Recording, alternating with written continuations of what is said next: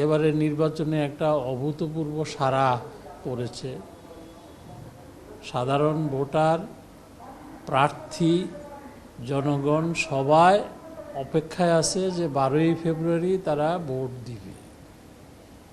শুধু জাতীয় সংসদের ভোট নয়, গণভোটের জন্য মানুষ খুব উদ্গ্রীব। সেই হিসাবে বিভিন্ন প্রেক্ষিতের কারণে এবারের 12ই ফেব্রুয়ারির যেই জাতীয় সংসদ নির্বাচন এবং গণভোট অত্যন্ত গুরুত্বপূর্ণ বিষয়। আপিল শুনানিতে যেটি মনে হয়েছে যে একটা ভালো প্রতিদ্বন্দ্বিতামূলক নির্বাচন হবে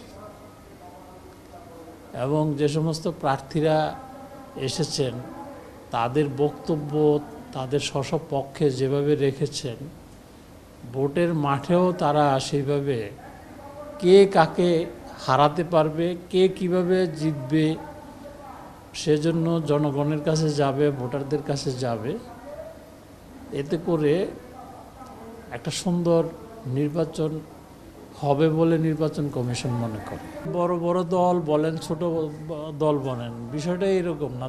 দলই নির্বাচনে অংশ যারা নিবে তারা নির্বাচন কমিশনের দৃষ্টিতে সবাই সমান।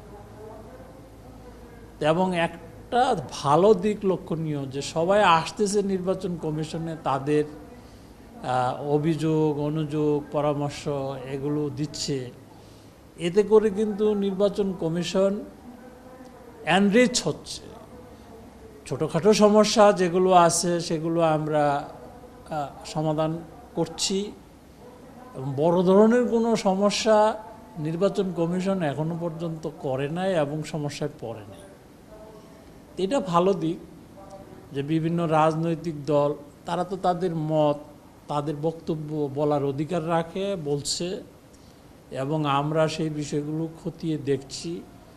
যখন যেই অ্যাঙ্গেল থেকেই অভিযোগ আসছে সেই বিষয়গুলো আমরা খতিয়ে দেখছি এবং প্রয়োজনীয় ব্যবস্থা নিচ্ছি।